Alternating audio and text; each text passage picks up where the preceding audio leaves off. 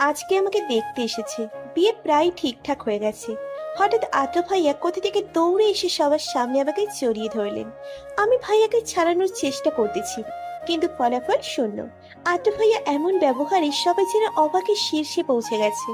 এলাকার সবচেয়ে ভদ্র ছেলে, তারপরও আবার নামকরা ইউনিভার্সিটির প্রফেসর, সবার সামনে এমন একটা কাজ করতেছে, ভাবা যায়? বেশ কিছুক্ষণ পর আদ্র ভাইয়া আমাকে ছেড়ে দিয়ে কাউকে কোনো কথা বলার সুযোগ না দিয়ে হন হন করে বাহিরে চলে গেল। সবাই এখনো আমার দিকে মুখ হাঁ করে তাকিয়ে আছে। কি হলো এটা? আদ্র কেন হঠাৎ করে এমনটা করলো? তার মতো একটা ছেলে এমনটা করতে পারে কিভাবে? সবার মনেই এই প্রশ্ন চলতে লাগলো। আর এইদিকে আমি মাথা নিচু করে দাঁড়িয়ে আছি। লজ্জা আর অস্বস্তিতে কিছু বলা তো দূরে থাক, মাথা তুলতেই পারছি না। কি হলো এটা আমার সাথে? আদ্র ভাইয়া এমনটা কেন করলো আমার সাথে? এমন নানা প্রশ্নে নিজেকে জর্জরিত করে চলেছি। আদ্র ভাইয়ার এমন ঘটনায় পাত্রীর বাবা ফপিকে বলল, মিসেস রহমান, আপনি আমাদের ডেকে এনে এভাবে অপমান করলেন, আমি ভাবতেও পারিনি। পাত্রের বাবার এমন কথায় ফুপির মুখটা লাল হয়ে গেল। এমনিতেই তিনি এক কথার মানুষ, তাকে কেউ কিছু বলবে এটা তিনি শুনতে একদমই পছন্দ করেন না। কিন্তু পরিস্থিতি এখন ঠিক উল্টো, তাই তিনি বিনয়ের সাথে বললেন, দেখেন ভাই সাহেব, এমনটা যে হবে আমরা সেটা বুঝতে পারি নাই। হঠাৎ যে আদ্র এমন কিছু করবে এটা আমাদের ভাবনারও বাহিরে ছিল। এই ঘটনার জন্য আপনাদের কাছে ক্ষমা চাওয়ার মুখ আমার নাই, তারপরও পারলে আমাকে ক্ষমা করবেন। পাত্রের বাবা এতে একটুও না দমে আগের চেয়েও বেশি জোরে চেঁচিয়ে বললেন, আপনারা আমাদের ডেকে এনে অপমান করছেন। আপনাদের যদি নিজেদের ভেতরে এমন ঠিক করাই ছিল, তাহলে আমাদের ডেকে এনে এভাবে অপমান করলেন কেন? আপনাদের আমি দেখে নিব। এই বলে তিনি সবাইকে নিয়ে চলে গেলেন। পাত্রপক্ষ চলে যেতে না যেতেই ফুপি হুঙ্কার দিয়ে বলল, ফারিহা, এইসব কি? আমার মান সম্মান রাখলে না আর? ফুপির এমন হুঙ্কারে আমি কি বলবো কিছুই বুঝতে পারছি না, তাই মাথা নিচু করে দাঁড়িয়ে আছি। এখন আরো ভয়ে সারা শরীর ঝিমঝিম করছে আমার। আমার এমন অবস্থা দেখে বড় বাবা ফুপিকে বলল, আহা আপু, ওকে এভাবে ধমকাচ্ছ কেন? ওকে এখন একটু রেস্ট নিতে দাও। আদ্র আসলে আমরা সবাই তার সাথে কথা বলবো তখন। বড় বাবার এমন কথায় ফুপি যেন আরো ক্ষেপে গিয়ে দ্বিগুণ জোরে চিৎকার দিয়ে বলল, দাও, আরো আশকারা দিয়ে মাথায় তুলো। এত বড় একটা কাহিনী ঘটে গেল, আর ওনারা এখন কিছুই বলছে না। আসুক আজকে আদ্র, ওর একদিন কি আমার একদিন। এই কথা বলে হনহন করে রুমে চলে গেলেন তিনি। ফুপি চলে গেলে একটু স্বস্তির নিঃশ্বাস ফেলল সবাই। ফুপিকে জমের মতো ভয় পায় বললেই চলে। ফুপি চলে যেতেই বড় বাবা সবার উদ্দেশ্যে বললেন, তোমরা এখনো দাঁড়িয়ে আছো যে? আরো কোনো নাটক দেখার বাকি আছে নাকি? বড় বাবার এমন কথাই সবাই যার যার ঘরে চলে গেল। আর আমি আমার ঘরে গিয়ে ভাবতে লাগলাম, কি হলো এটা? আমার সাথে আদ্র ভাইয়া এমনটা কেন করলো? ভাইয়া কি আমাকে ভালোবাসে? না না, তা হবে কেন? তাহলে কি? এমন নানা প্রশ্ন মনের মধ্যে উকি দিতে শুরু করলো। এবার পরিচয় চাওয়া যাক। আমি ফারিহা মেহবুব, আহসান মেহবুব এবং আফসানা মেহবুবের প্রথম কন্যা। ছোট ভাই আফসান মেহবুব। আর যার জন্য আজকে এত কিছু হলেও উনি হলেন আদ্রিয়ান মেহবুব আদ্র। আবরার মেহবুব মানে বড় বাবা, রোমানা মেহবুব মানে বড় মার দুই মাত্র সন্তান। বড় বোন আদ্রিতা মেহবুব বিয়ে করে এখন স্বামী নিয়ে লন্ডনে পাড়ি জমিয়েছে। আর ছোট বোন অদ্রি মেহবুব। বাকিটা গল্পে আস্তে আস্তে জানতে পারবেন। ড্রয়িং রুমে আজকে বৈঠক বসেছে। বৈঠকে আলোচনার বিষয় হলো আদ্র ভাইয়ার তখনকার ঘটনা। ড্রয়িং রুমের একপাশে মাথা নিচু করে দাঁড়িয়ে আছি, আর ওইদিকে সবাই আদ্র ভাইয়াকে নানান প্রশ্ন করে চলেছে, কিন্তু ওনার যেন কারো কোনো কথাই কানে যাচ্ছে না। সেই তখন থেকে ফোনে কি যেন করতেছেন। ওনার এমন ব্যবহারে বড় বাবা ধমক দিয়ে বলল, আদ্রম, এটা কেমন ব্যবহার? সবাই তোমাকে কিছু জিজ্ঞাসা করতেছে আর তোমার সেদিকে কোনো খেয়াল নাই। আদ্র ভাইয়া বড় বাবার কথা এবার বলে উঠল, সবাই একসাথে প্রশ্ন করতে থাকলে আমি কিভাবে জবাব দিব? আমাকে কি জবাব দেওয়ার সুযোগ দিয়েছো তোমরা? এক এক করে জিজ্ঞাসা করো তোমরা এক্স্যাক্টলি কি কি জানতে চাও। আদ্র ভাইয়ের এমন কথা শুনে ফুপির সাথে সাথে ঝংকার দিয়ে প্রশ্ন করে বসলো, তখন মেহমানদের সামনে ফারিহার সাথে ওরকম বাজে ব্যবহার কেন করলে? তুমি কি জানতে না যে ফারিহার বিয়ের জন্য ওদেরকে আমি এনেছি? ফুপির এমন সিরিয়াস কথাই আদ্র ভাইয়া কিছুই হয়নি এমন একটা ভাব করে বলল, হুম, তো তাতে কি হয়েছে? ফুপি ফুপি আদ্র ভাইয়ের ব্যবহারে অনেকটা বিরক্ত হয়ে বলল, কি হয়েছে মানে? তুমি কি বুঝতে পারছো না আজকে তোমার জন্য আমাদের মান সম্মান কোথায় গিয়ে পৌঁছেছে? আদ্র ভাইয়া এবার একটু সিরিয়াস মুডে বলল, হ্যাঁ, তাতে কি? আমি আমার বিবাহিত স্ত্রীর সাথে যা খুশি করতে পারি, তো এটার জন্য কি পাড়ায় পাড়ায় বলে বলে অনুমতি নিতে হবে নাকি? আদ্র ভাইয়ার এমন কথাই আমি যেন আকাশ থেকে পড়লাম। এতক্ষণ মাথা নিচু করে থাকলেও এবার মাথা তুলে একটু দেখলাম, তারপর অবাক হয়ে আদ্র ভাইয়ার দিকে তাকিয়ে ভাবতে লাগলাম, বিবাহিত স্ত্রী? আমার আবার কখন বিয়ে হলো আদ্র ভাইয়ার সাথে? তাহলে আদ্র ভাইয়া মিথ্যে বলতেছে কেন? না না, মিথ্যে কেন বলবে? তাহলে আমি কি স্বপ্ন দেখতেছি নাকি? এইদিকে আদ্র ভাইয়ার এমন কথা শুনে সবার মুখ বড় হা হয়ে গেছে। কি বললো এটা আদ্র? ধাক্কাটা সামলে নিতে বেশ কিছুক্ষণ লাগলো। সামলে নিয়েই বাবা আদ্র ভাইয়াকে বলল, মানে কি বলছিস এসব আদ্রম? জি চাচু, ঠিকই তো বলেছি। আদ্র ভাইয়ার এমন কথায় ফুপি হুঙ্কার দিয়ে বলল, ফারিহা, এসব কি শুনছি আমি? আর কি বলবে ফুপি, যা বলবে তা এই কাবিন নামা। এটা বলে একটা কাগজ এগিয়ে দিল বাবার উদ্দেশ্যে। বাবা কাগজটা পড়ে চেঁচিয়ে বললেন। ফারিহা, বাবার এমন চিৎকারে মাথা নিচু করে কান্না করে মিনমিন করে বললাম, বাবা এসব কিছু ঠিক না, আদ্র ভাইয়া মিথ্যে বলতেছে, আমি এর কিছুই করিনি। কিন্তু আমার কথা মনে হয় না কেউ শুনতে পেয়েছে।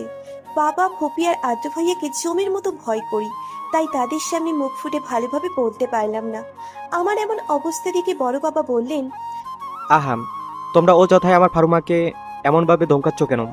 আমার মনে হচ্ছে এই সব কিছুর মূলে হলো এই আদ্রম, আর তোমরা ওকে ছেড়ে আমার ফারুমাকে ধমকাচ্ছ। বড় বাবার এমন কথায় আমার কান্না যেন বেড়ে গেল। আমি বড় বাবার পাশে গিয়ে দ্বিগুণ গতিতে কান্না করতে করতে বললাম, দেখো না বড় বাবা, আদ্র ভাইয়া শুধু শুধু মিথ্যে বলে আমাকে ফাঁসাচ্ছে। আমি এর কিছুই জানি না, শুধু শুধু আমাকে দোষারোপ করছে। আমার এমন কথায় আদ্র ভাইয়া হনহন করে উঠে এসে আমাকে টেনে নিয়ে গিয়ে কাবিন নামার কাগজটা হাতে ধরিয়ে দিয়ে বলল, তোর কাছ থেকে এটা আশা করি নাই আমি। ফারুক, ছি, নিজের বিবাহিত স্বামীকে বিয়ে হওয়ার পর অস্বীকার করছিস। তুই আমাকে বিয়ে করে এটা আমার সাথে করতে পারলি কিভাবে? তোর একটুও বিবেকে বাঁধলো না? আদ্র ভাইয়ার এমন কথার আমি কি জবাব দিব বুঝতে পারছিলাম না। কাবিন নামার দিকে তাকিয়ে দেখি কোণের জায়গায় স্পষ্ট জলজল করছে ফারিহা মেহবুব নামটা, আর বরের জায়গায় আদ্রিয়ান মেহবুব আদ্র, সাথে স্বাক্ষরের জায়গায় আমার স্বাক্ষর দেখে আমার মাথায় যেন আকাশ ভেঙে পড়লো। এটা কিভাবে সম্ভব? আমি কখনো এমন কাগজে স্বাক্ষর করি নাই, তাহলে এটা কি? তারপরও আমি মিনমিন করে বললাম, না, এটা মিথ্যে, আমি কখনো বিয়ে করি নাই তোমাকে, এই কাগজটাও মিথ্যে। আমার এমন কথায় আদ্র ভাইয়া একটু রাগী ভাব নিয়ে বলল, এরপরও তুই অস্বীকার করছিস ফারুক? তুই নিজের বিয়েকে অস্বীকার করবি? আমি ভাবতেও পারিনি। ছি ফারুক, ছি। আমাদের এমন কথা কাটাকাটি দেখে এবার ফুপি চেঁচিয়ে বলল, তোমরা থামবে? আমি একটা সিদ্ধান্ত নিয়েছি, দেখো তোমাদের পছন্দ হয় কিনা। সেটা হলো, আদ্র আর ফারিহা যেহেতু একটা কাণ্ড ঘটায় ফেলেছে, তাই আমি চাই সামাজিকভাবে আবার ওদের বিয়ে পুনরায় দেয়া হবে, এবং সেটা খুব জলদি। কেননা এলাকায় আমাদের পরিবারের একটা সম্মান আছে। ফুপির কথা শুনে আমার মাথায় যেন আকাশ ভেঙে পড়ল। কি হচ্ছে আজকে আমার সাথে এসব? আমার সাথে আজকে সকাল থেকে শুধু অনাকাঙ্ক্ষিত ঘটনা ঘটেই চলেছে। একে তো হঠাৎ করে দেখতে আসলো, তারপর আবার আদ্র ভাইয়ের তখনকার ঘটনা, এখন আবার বিয়ে। উপরওয়ালা আমাকে রক্ষা করো এই বিপদ থেকে। আমি এই বিয়ে কখনো করতে পারবো না, কেননা আমি তো অন্য কাউকে ভালোবাসি। শুধু ভালোবাসি না, মন প্রাণ দিয়ে ভালোবাসি। তাই এবার আর চুপ না থেকে বলে উঠলাম, না ফুপি, আমি আদ্র ভাইয়াকে কখনোই বিয়ে করতে পারবো না। আমার এমন কথাই ফুপি যেন রেগে লাল হয়ে গেল। আমার দিকে হুঙ্কার দিয়ে চেঁচিয়ে বলল, লুকিয়ে বিয়ে করার সময় এই কথা মনে হয় নাই তোমার? এখন আমরা সামাজিকভাবে আবার বিয়ে দিচ্ছি, এখন তোমার এই কথা মনে হচ্ছে? ফুপির এমন হুঙ্কারে যেন আমার অন্তরাত্মা পর্যন্ত কেঁপে উঠল, সাথে আমার অনেক কান্না পেল। আমি কাউকে এই সত্যিটা বোঝাতে পারছি না, কেউই আমার কথা বিশ্বাস করছে না। তারপরও আমি বললাম, না ফুপি, আদ্র ভাইয়ের সাথে আমার বিয়ে হয় নাই, সত্যি ফুপি, আমাকে বিশ্বাস করো। ফুপি আমার এমন কথাই আমার দিকে রাগী ভাবে তাকিয়ে ধমক দিয়ে বলল, চুপ, আর একটাও কথা না। আমি যেহেতু বলেছি বিয়ে হবে, সুতরাং বিয়ে হবে। তারপর অন্যদের দিকে তাকিয়ে বললেন, এতে তোমাদের কারো কোনো আপত্তি আছে? ফুপি যেহেতু বলেছে তাই কেউ আপত্তি করবে না, আর হলেও তাই।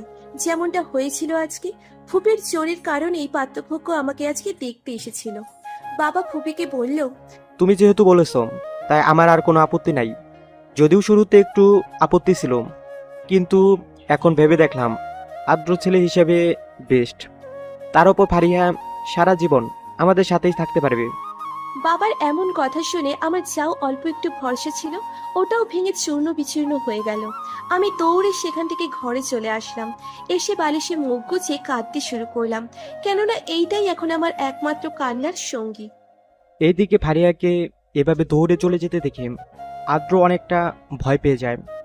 তাই সে তাড়াতাড়ি সেখান থেকে উঠে ফারিয়ার ঘরের সামনে এসে দেখতে পায় ফারিয়ার দরজা বন্ধ করে দেওয়া। এটা দেখে তার ভয়ের মাত্রা যেন দ্বিগুণ হয়ে যায়। তাই সে জোরে জোরে দরজা ধাক্কাতে শুরু করে। দরজায় কারোর জোরে জোরে ধাক্কা দেওয়ার কারণে ফারিয়ার অনেকটা রাগ হয়, আর মনে মনে বলে, এমনিতেই তো তোমরা আমার কথা বিশ্বাস করলে না, আমাকে জমের গলায় ঝুলিয়ে দেওয়ার ব্যবস্থা করলে। এখন একটু শান্তি মতো কাঁদতে পারবো না? খুলবো না আমি দরজা, দেখি কত ধাক্কাতে পারো। বেশ কিছুক্ষণ ধরে দরজা ধাক্কা দেওয়ার পরও ভিতর থেকে যখন কোনো আওয়াজ আসলো না, তখন আদ্র যেন যায় যায় অবস্থা। সে এবার দ্বিগুণ জোরে দরজা ধাক্কা দিয়ে বলল, ফারু, দরজা কি খুলবি নাকি ভেঙে ফেলতে হবে? আর তো এমন হুমকি শুনে মনে মনে ভাবলাম, ধুর, ভাল লাগে না। এখন আবার আরেক বিপদ, যদি দরজা না খুলি তাহলে উনি যেই মানুষ, হয়তো সত্যি সত্যি দরজা ভেঙে ফেলবে। তার চেয়ে দরজা খুলেই দিই। এই ভেবে দরজা খুলতে না খুলতে আদ্র ভাইয়া আমাকে নিয়ে বিছানার উপর পড়ে গেলেন। মনে হয় ভাঙার জন্য জোরে ধাক্কা দেওয়ার মুহূর্তে আমি দরজা খুলে ফেলেছি, আর বিছানা পাশেই ছিল। বেশ কিছুক্ষণ ধরে আদ্র ভাইয়া আমার উপর পড়ে আছে, সরার কোনো নামই নেই, এক ধ্যানে তাকিয়ে আছে। আর এইদিকে আমি বেচারি যে তার চাপে চ্যাপটা হয়ে যাচ্ছি, সেই দিকে তার কোনো খেয়ালই নেই মনে হয়। এইদিকে আদ্র মনে মনে ভাবতেছি, ফারু, তোমার মধ্যে এমন কি আছে যার মায়ায় আমি বারবার পড়ে যাই? তোমার চোখে এমন কি আছে যার গভীরতায়, যার আবেশে আমার হৃদয় জুড়িয়ে যায়? বলো ফারু, বলো। কিন্তু আমি বলবো কিভাবে? আদ্র তো মনে মনে বলেছি, আর বেচারি আমি তো শেষ।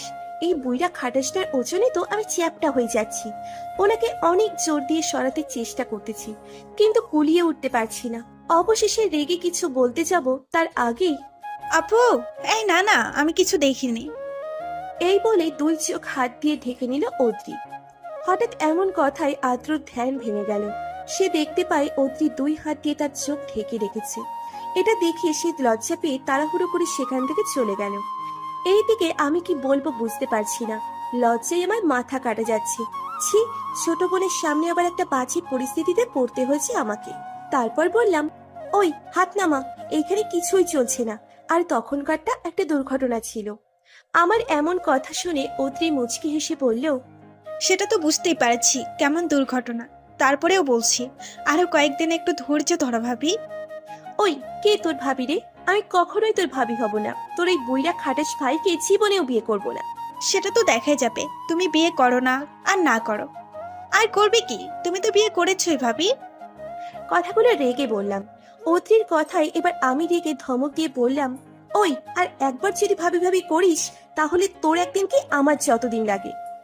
আমার কথাই অদ্রি পুনরায় মুচকি হেসে বলল, হুম, সেটা তো সময় হলেই দেখা যাবে। যে কথার জন্য আসলাম, ফুপি তোমাকে ডাকে, তোমাকে জলদি যেতে বলেছে। আমি যাচ্ছি, তুমিও আসো, তোমার জন্য বিশাল একটা সারপ্রাইজ অপেক্ষা করছে। এই বলে চলে গেল অদ্রি। এইদিকে আমি ভাবতে লাগলাম, সারপ্রাইজ? কি সারপ্রাইজ দিতে পারে? আচ্ছা, ওনারা মত চেঞ্জ করলো না তো যে আদ্র ভাইয়ের সাথে আমার বিয়ে দিবে না? ওয়াও, এটা হলে তো ভালোই হবে। এইসব ভেবে আগ্রহ নিয়ে ফুপিদের দিকে চলে গেলাম। আমাকে আসতে দেখে ফুপি বলল, ফারিহা, আমরা সবাই সিদ্ধান্ত নিয়েছি আদ্র আর তোমার বিয়ে আগামী শুক্রবার বাদ জুমা অনুষ্ঠিত হবে। যদিও আগেই তোমাদের বিয়ে হয়েছে, কিন্তু সেটা তোমরা ভুলে যাও। আর তোমাকে যাকে যাকে বলার প্রয়োজন বলবে। ফুপির কাছ থেকে এমন কথা শুনে সারপ্রাইজের আশা সারা জীবনের জন্য মিটে গেল আমার। আমার অনেক কান্না পাচ্ছে। কিন্তু সবার সামনে কান্নাও করতে পারছি না, কেননা আমার কান্নার মূল্যই যে কারো কাছে নেই। তাই আর কিছু না বলে ঘরে চলে আসলাম। এসে আমার দীর্ঘ 4 বছরের ভালোবাসা পত্রপুরুষের চিঠিগুলো বের করে জড়িয়ে ধরলাম, কাঁদতে শুরু করলাম। আমার তো কান্নাই একমাত্র সঙ্গী হয়েছে, আর কেউ নেই আমার। কান্না করে ফোপাতে ফোপাতে বলতে লাগলাম, কই আছো তুমি পত্রপুরুষ? আমাকে কি এই বিপদ থেকে উদ্ধার করবে না? আমি যে আর পারছি না, আমাকে এসে নিয়ে যাও। আমি না হয় তোমার নাম ঠিকানা কিছুই জানি না, কিন্তু তুমি তো জানো। তাহলে আমার এই বিপদে তুমি পারছো চুপ করে থাকতে? তুমি না আমার একটুও কষ্ট সহ্য করতে পারতে না? তাহলে এখন কিভাবে সহ্য করতেছো? আমি যে আর নিতে পারছি না, প্লিজ আমাকে এখান থেকে উদ্ধার করে নিয়ে যাও। এইভাবে কান্না করতে করতে কখন যে ঘুমিয়ে পড়ছি জানি না।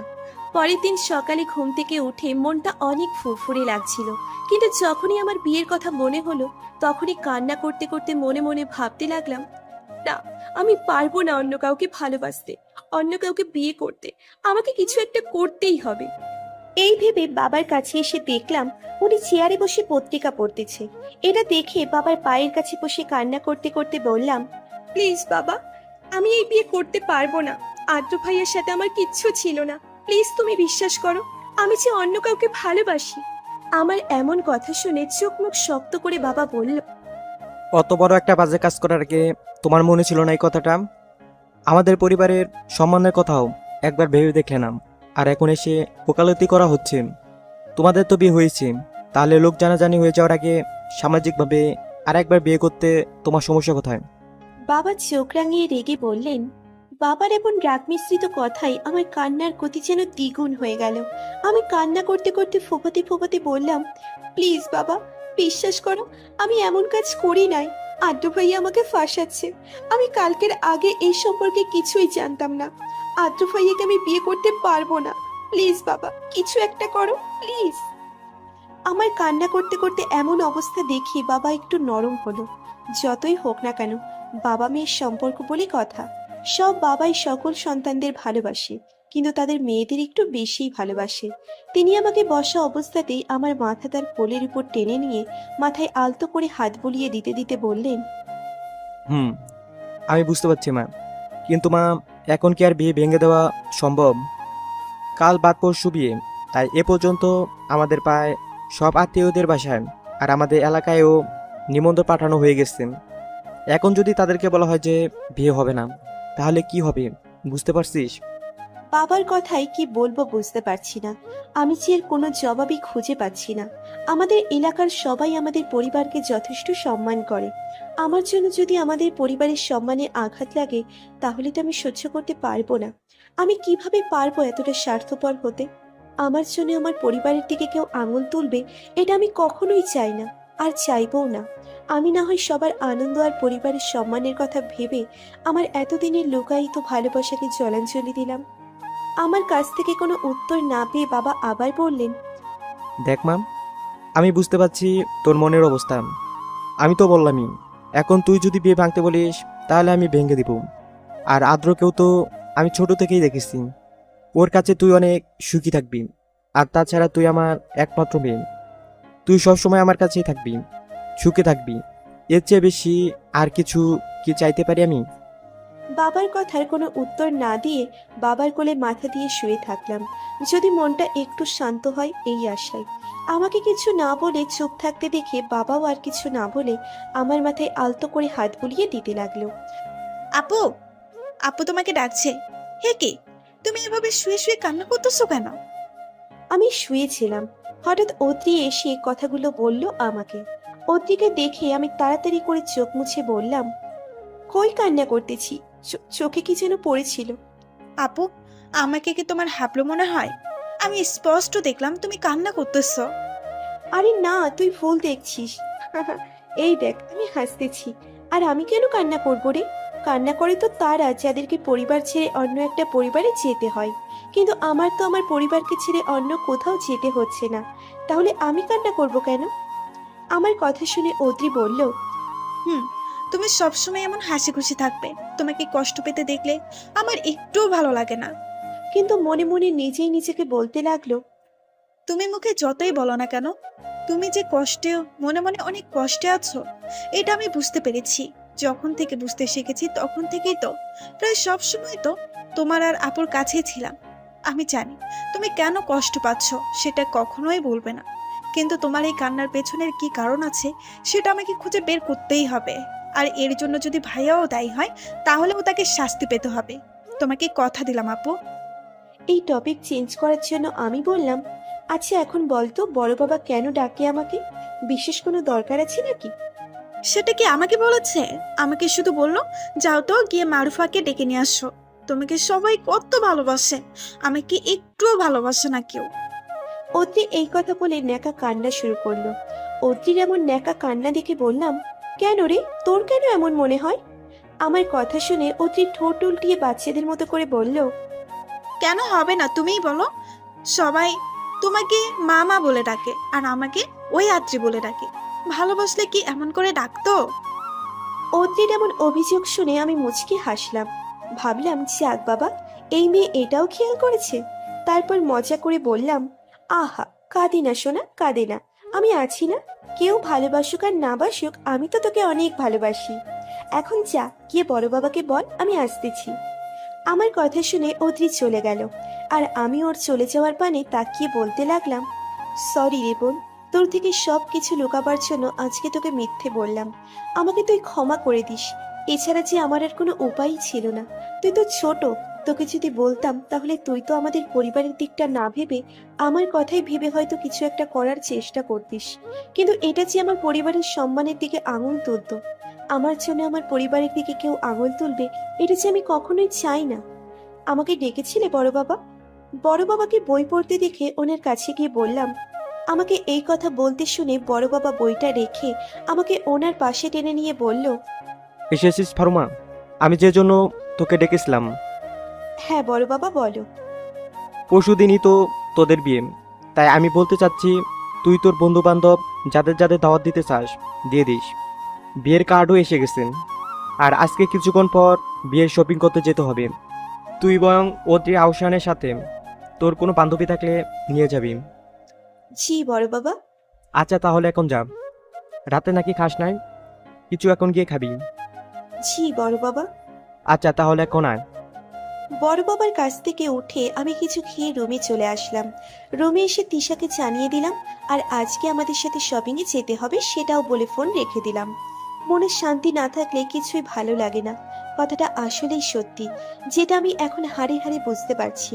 তারপরও যতটা সম্ভব নিজেকে স্বাভাবিক রাখতে চেষ্টা করতেছি, কেননা আমার ওপরই যে আমার পরিবারের মান সম্মান নির্ভর করছে। কিন্তু মন তো আর সেটা মানতে চায় না।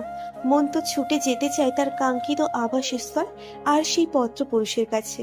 কিন্তু তারপরও আমি মনের কথা না শুনে মনকে অনেকটা শক্ত করে পরিস্থিতির সাথে নিজেকে মানিয়ে নিতে আপ্রাণ চেষ্টা চালিয়ে যাচ্ছি।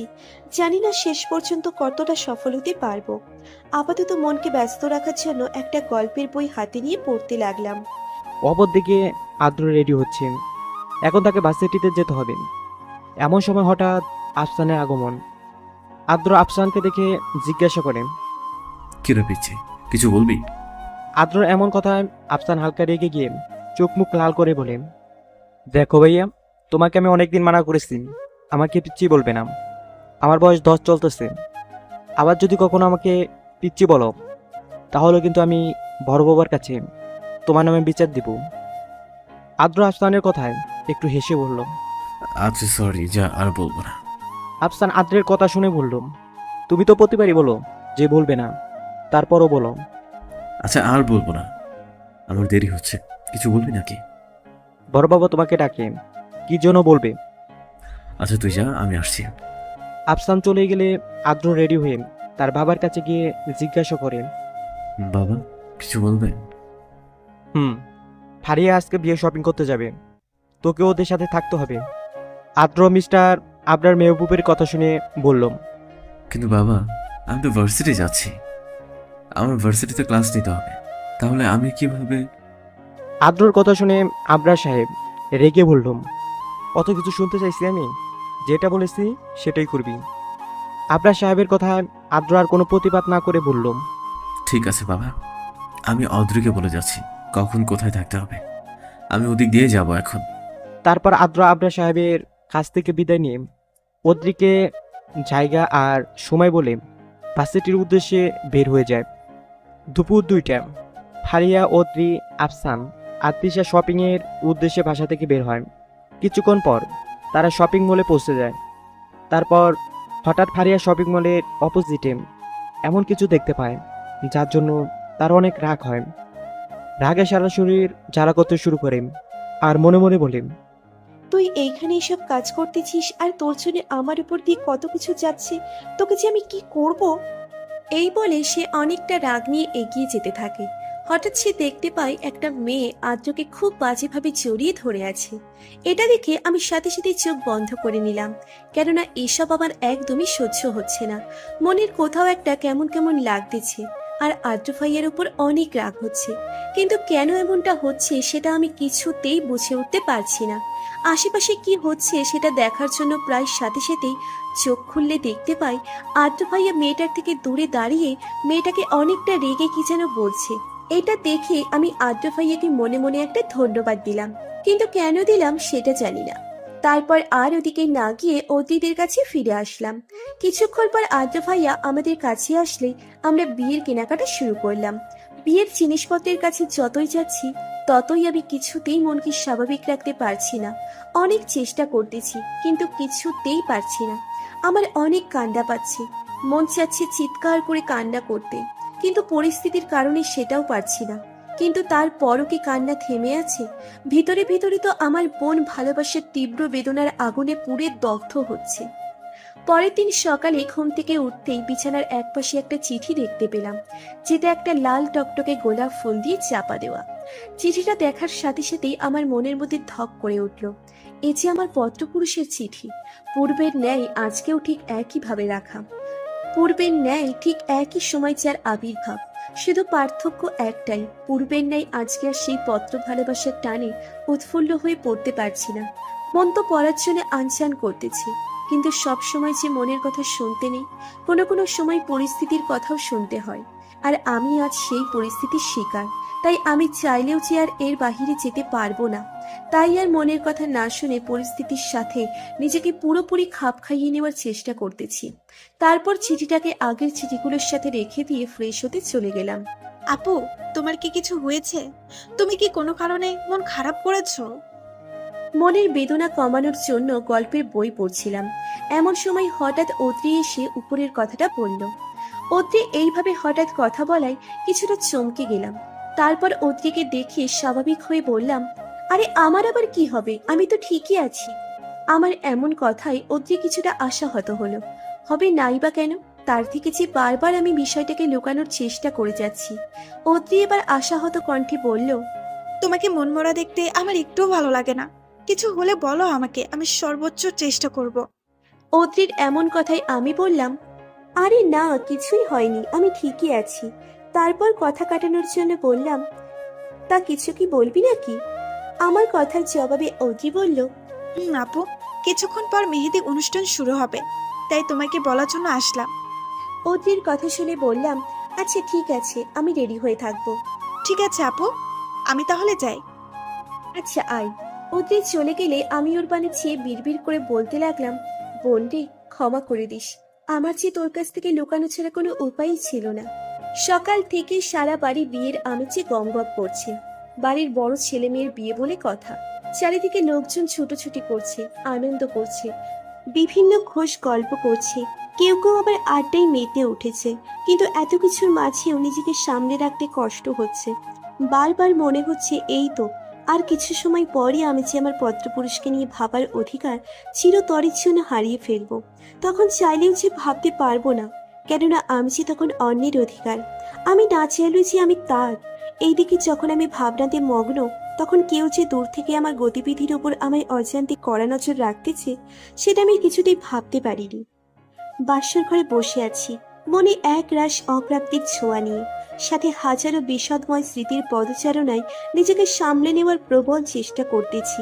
কিন্তু এই বাসর রাত নিয়েই আমার ছিল হাজারো স্বপ্ন, হাজারো আশা প্রত্যাশা, বিভিন্ন পরিকল্পনা, যা আজকে আমার কাছে মরীচিকার ন্যায়। দরজায় টোকা পড়ার শব্দটা আমার ভিতরে যেন তীব্র আলোড়নের সৃষ্টি করলো। মনে হতে লাগলো এই তো আর কিছুক্ষণ পরেই আমাকে না চাইলেও অন্য কারো অস্তিত্বে বিলীন হতে হবে। অনাকাঙ্ক্ষিত সেই পুরুষের অধিকার রক্ষায় দিনের পর দিন নিজের সাথে সংগ্রাম করে যেতে হবে। হঠাৎ আদ্র ভাইয়ার এমন কথায় আমার ভাবনার পরিসমাপ্তি ঘটল। আদ্র ভাইয়ার এমন কথায় আমি কিছুটা অবাক হলাম, কেননা এই প্রথম তিনি আমাকে তুমি করে বলতেছে। বিষয়টাকে ততটা পাত্তা না দিয়ে আমি বললাম, তার আগে আমার কিছু প্রশ্নের উত্তর দিতে হবে আপনাকে আদ্র ভাই, তারপর না হয় আপনি যা বলার বলিয়েন। আদ্র ভাই আমার কথা শুনে কিছুটা মুচকি হেসে বলল, এখন তো আমাদের বিয়ে হয়েছে, এখন কি ভাইয়া বলা ছাড়বে না? সারা জীবন শুধু ভাই ভাই করে গেলে এখন অ্যাটলিস্ট ছেড়ে দাও। আমি আদ্র ভাইয়ের কথাটা তেমনটা পাত্তা না দিয়ে হালকা রাগের সুরে বললাম, আপনাকে আমার কিছু জিজ্ঞেস করার আছে, করব কি? আমার কথা শুনে আদ্র ভাইয়া পুনরায় মুচকি হেসে বলল, অবশ্যই, যা ইচ্ছা জিজ্ঞেস করতে পারো। তুমি আমার বিয়ে করা নববিবাহিত বউ বলে কথা, আর তাছাড়াও বাসরাতে তো একে অপরকে ভালোভাবে জানতে হয়, তাই না? আদ্র ভাইয়ের মুখে বাস্যরাত কথাটা শুনে আমার মনে শিহরণ বয়ে গেল, সারা শরীর কাঁপতে শুরু করলো। আর মনে হতে লাগলো, আদ্র ভাই কি আমার উপর অধিকার দাবি করবে নাকি? বাস্যরাতে তো। তোমার কি আমাকে এমন মনে হয় ফারুক? হঠাৎ আদ্র ভাইয়ের মুখ থেকে এমন কথা শুনে আমার ধ্যান ভাঙলে আমি চমকে গেলাম। তিনি কিভাবে আমার মনের কথা বুঝতে পারলেন? আমি তো জোরে বলি নাই, তাহলে কিভাবে? মনের কথা যদি কেউ এত জোরে ভাবতে পারে, তাহলে পাশের লোক সেটা শুনতে পারবে না কেন? আদ্র ভাই মুচকি হেসে বলল। আদ্র ভাইয়ের এমন কথা শুনে আমি যেন আকাশ থেকে পড়লাম, আর ভাবতে লাগলাম, আমি জোরে বলে ফেলেছি, তাও আবার আদ্র ভাইয়ের সামনে। আদ্র ভাইয়াকে নিয়ে এমন বাজে বাজে কথা, আমি আদ্র ভাইয়ের সামনে আমার মুখ দেখাবো কিভাবে? এখন যেভাবে মুখ দেখাচ্ছ ঠিক সেভাবেই। আদ্র ভাইয়া মুচকি হেসে বলল। আদ্র ভাইয়ের এমন কথাই আমি কিছুক্ষণ তার দিকে হা করে তাকিয়ে থাকলাম। আমাকে এভাবে হা করে তাকিয়ে থাকতে দেখে আদ্র খোঁচা দিয়ে পুচকে হেসে বলল, এভাবে হাঁ করে গিলতে থাকলে আমার তো হাঁপানি রোগে তো ধরবে, আম শিওর। তাই এভাবে হাঁ করে না থেকে অল্প অল্প করে দেখো, আমি তো আর পালিয়ে যাচ্ছি না। আদ্র ভাইয়ের এমন কথাই আমি লজ্জায় মুখ নিচু করে ফেললাম। আমার এমন লজ্জা পাওয়া দেখে আদ্র ভাই মুচকি হেসে বলল, অলরাইট, আর লজ্জা পেতে হবে না। লজ্জায় যেভাবে লাল হয়ে যাচ্ছ, কখন যেন আমাকে টুপ করে খেয়ে ফেলবো নিজেও জানি না। তখন যেন আবার আমাকে দোষ দিতে পারবে না। ওনার এমন কথাই আমার লজ্জা যেন দ্বিগুণ হয়ে গেল। লজ্জায় আর অস্বস্তিতে মনে হতে লাগলো আমি যেন মাটির সাথে মিশে যাই। আমার কেন এত লজ্জা লাগতেছে আমি কিছুতেই বুঝতে পারছি না। আমার তো এখন আদ্র ভাইয়ের উপর রাগ হওয়ার কথা। আমার এমন অবস্থা দেখে আদ্র ভাইয়া কথা ঘোরানোর জন্য বলল, আচ্ছা, তখন কি যেন জিজ্ঞেস করতে চাচ্ছিলেন? এখন কি জিজ্ঞাসা করবেন ম্যাডাম, নাকি ওটা কালকের জন্য রেখে দিবেন? আদ্র ভাইয়ের এমন কথাই আমি বাস্তবে ফিরে আসলাম। আদ্র ভাইয়ের দিকে তাকিয়ে অসহায় ভঙ্গিতে বলতে লাগলাম, আপনি আমার সাথে কেন এমন করলেন আদ্র ভাই? কেউ না জানুক, আপনি তো জানতেন আমাদের কোনো বিয়েই হয়নি, তাহলে কেন আপনি আমার সাথে এমন নাটক করলেন? উত্তর দেন আদ্র ভাই, উত্তর দেন। আদ্র ভাই আমার কাছ থেকে যেন এমন প্রশ্ন শুনে অবাক হয়ে গেল। অবাক হয়ে জিজ্ঞেস করলো, তুমি এখনো বুঝতে পারো নাই? এটা কিভাবে সম্ভব? আদ্র ভাইয়ের মুখ থেকে এমন অবাস্তব কথা শুনে আবার আমার রাগ হতে লাগলো। আমি হালকা রেগে বললাম, না, আমি কিছুই বুঝতে পারি নাই। আপনি কেন আমার সাথে এমন করলেন? আজকে আপনার জন্য আমার জীবন এই পর্যায়ে এসে দাঁড়িয়েছে। কেন এমন করলেন আদ্র ভাই, কেন? এবার আদ্র ভাইয়া এমন কথা বললেন শুনে আমার রাগে সারা শরীর কাঁপতে লাগলো। আমার প্রশ্নের জবাবে আদ্র ভাইয়া বললেন, আপনি আমার জীবনটা নিয়ে এভাবে কেন খেললেন আদ্র ভাই? আমি আপনার কাছে কি অন্যায় করেছিলাম যার জন্য আপনি আমাকে এত বড় একটা শাস্তি দিলেন? আজকে আপনার জন্য আমার জীবন এমন এক পর্যায়ে এসে দাঁড়িয়েছে যে কেউই আমার কথা বিশ্বাস করতে চাইছে না। কেন এমনটা করলেন আমার সাথে আদ্র ভাই, কেন? আদ্র ভাইয়ের দিকে তাকিয়ে হালকা রেগে বললাম। আমার এমন প্রশ্নে আদ্র ভাইয়ের মুখটা কেমন যেন চুপসে গেল। তারপর অসহায় ভঙ্গিতে বলল, ফারুক, এখন আমি তোমার এই প্রশ্নের উত্তর দিতে পারবো না। তবে একটা কথা মনে রেখো, কেউই তোমার কথা অবিশ্বাস করেনি, বরং সবাই তোমাকে অনেকটা বিশ্বাস করে আর ভালোবাসে। আদ্র ভাইয়ের এমন কথাই আমি রেগে গিয়ে বললাম, আপনি সবকিছু দেখার পর এমন কথা কিভাবে বলতে পারলেন যে সবাই আমাকে বিশ্বাস করে? যদি বিশ্বাসই করতো তাহলে আমার উপর দিয়ে এতটা ঝড় বেয়ে যেত না কখনো। আদ্র ভাইয়া আমার কথায় সিরিয়াস ভঙ্গিতে বলল, ফারুক প্লিজ, এত রেগে যাচ্ছ কেন? বললাম তো, সময় হলে তুমি ঠিকই বুঝতে পারবে। আর তখন যদি আমাকে তোমার ভুল মনে হয়, তাহলে আমাকে যা শাস্তি দেওয়ার তুমি দিও, আমি মাথা পেতে নেব।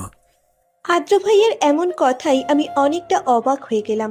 তারপর বিড়বিড় করে বললাম, এটা কিভাবে সম্ভব? আর আদ্র ভাইয়া এতটা সিরিয়াস বিষয় নিয়ে মিথ্যা কিছুতেই বলতে পারে না। তাহলে কি আমি ভুল? আর ভাবতে পারছি না। আদ্র ভাইয়া আমার এমন অবস্থা দেখে এই বিষয়টাকে বাদ দেওয়ার জন্য মুচকি হেসে বলল, থাক থাক, আরো বেশি ভাবতে হবে না। তোমার যে শরীরের অবস্থা, আল্লাহ, বেশি ভাবতে ভাবতে যদি আবার কঙ্কাল হয়ে যাও, তখন আমার ভবিষ্যৎ বাবুদের কি হবে?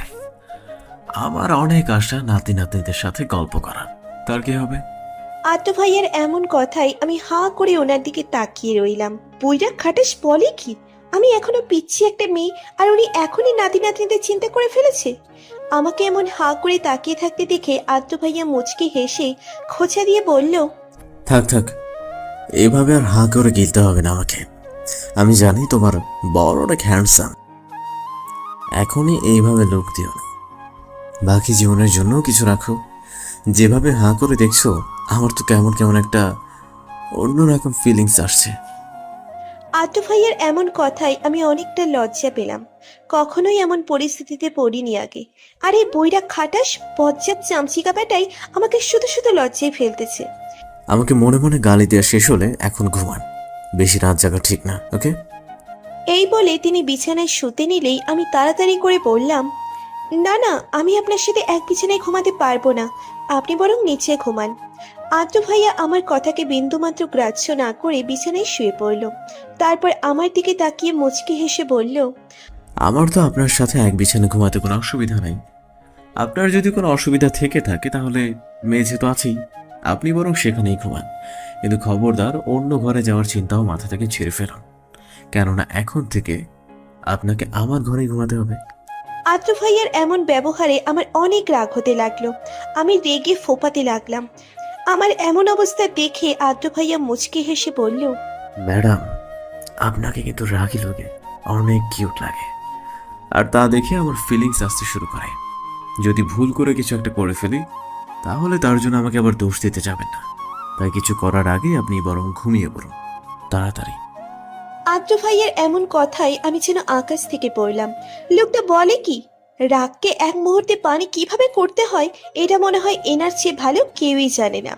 তারপর আমি আর কোনো উপায় খুঁজে না পেয়ে একপাশে গিয়ে শুয়ে পড়লাম। পরের দিন সকালে খোঁচা খোঁচা কিছুর শব্দে আমার ঘুম ভেঙে গেল। চোখ খুলতেই দেখতে পেলাম আমি আদ্র ভাইয়ের বুকে মাথা রেখে জড়িয়ে ধরে ঘুমিয়ে আছি। এটা দেখার সাথে সাথেই লাফ দিয়ে বিছানা থেকে নেমে পড়লাম। তারপর আদ্র ভাইয়াকে এখনো ঘুমাতে দেখে কিছুটা নিশ্চিন্ত হয়ে ফ্রেশ হতে চলে গেলাম। ফ্রেশ হয়ে বের হয়ে আদ্র ভাইয়াকে এখনো ঘুমাতে দেখে মনে মনে উপরওয়ালাকে ধন্যবাদ দিয়ে নিশ্চিন্ত মনে রেডি হয়ে নিচে চলে আসলাম। ভাবি, ঘুম কেমন হলো? ঘুম হয়েছে তো নাকি? নিচে আসতে না আসতেই অদ্রি আমাকে দেখে প্রশ্ন করে বসলো। অদ্রির এমন প্রশ্নে আমার অনেকটা লজ্জা পেলাম, কিন্তু কেন পেলাম জানি না। তারপরও লজ্জা প্রকাশ না করে হালকা রাগের ভঙ্গিতে বললাম, অদ্রি, এটা কিন্তু বেশি হয়ে যাচ্ছে। ভুলে যাবি না আমি তোর বড় আপু, সো বেশি এপাশ ওপাশ করলে ঠাটিয়ে দিব একটা। আমার কথায় অদ্রির মধ্যে তেমন কোনো ভাবান্তরই দেখতে পেলাম না, বরং সে অধীর আগ্রহ নিয়ে আবার প্রশ্ন করলো, ভাবি বলো না প্লিজ, কি কি হলো তোমাদের? অদ্রির কথায় আমার আজকে সকালের কথা মনে হতেই আমি অনেকটা বেশি লজ্জা পেলাম। আর মনে মনে ভাবতে লাগলাম, ইস, কি বাজে একটা পরিস্থিতির মধ্যে পড়তে হয়েছিল আমাকে। ভাগ্যিস আদ্র ভাইয়া ঘুমের মধ্যে ছিল, না হলে কি হতো আমার? আমি কিভাবে এই মুখ নিয়ে আদ্র ভাইয়ের সামনে যেতাম? আমাকে কিছু বলতে না দিয়ে অদ্রি বলে উঠল, ভাবি, কোথায় হারিয়ে গেলে? এমন মুখ লাল করে কি ভাবছো শুনি? ভাইয়ার কথা নয় তো? অদ্রির কথায় আমার ধ্যান ভাগলে আমি হালকা রাগী গলায় বললাম, অদ্রি, এবার কিন্তু বেশি হয়ে যাচ্ছে। আমি কিন্তু। আমার কথা শেষ না হতেই অদ্রি বলে উঠল, আরে রাখো তো এখন ওসব কথা, তার চেয়ে বলো কি ভাবছিলে এতক্ষণ? অদ্রির এমন কথাই আমি বুঝতে পারলাম যে আমার আজকে আর নিস্তার নেই। কেননা বিপক্ষ দল আটঘাট বেঁধে মাঠে নামলেও আমি যে আজকে অস্ত্র শূন্য। হঠাৎ রান্নাঘর থেকে বড়মা বের হয়ে এসে অদ্রিকে ধমক দিয়ে বলল, অদ্রি, সকাল সকাল আমার ফার্মাকে না জ্বালালে তো হচ্ছে না, যা এখান থেকে। তারপর আমার দিকে তাকিয়ে বলল, তুই আয় তো মা, আমার কাছে এসে বসে থাক। বড় মার এই কথা শোনার সাথে সাথে অদ্রির কাছ থেকে বাঁচার আনন্দে খুশিতে আত্মহারা হয়ে বড় মার পিছনে পিছনে চলে গেলাম। আদ্র ভাইয়া ছাড়া সবাই খাবার টেবিলে বসে আছি, কেননা সাহিব এখনো ঘুমে ব্যস্ত। অদ্রি তাকে ডাকতে গিয়েছিল, কিন্তু ফলাফল শূন্য, তাই তাকে ছাড়াই সবাই খেতে বসেছি। হঠাৎ আদ্র ভাইয়া এসে আমার সামনে বসে বড় মার উদ্দেশ্যে বলল, মা, ক্ষুধা লাগছে আমার, কিছু খেতে দাও আমাকে।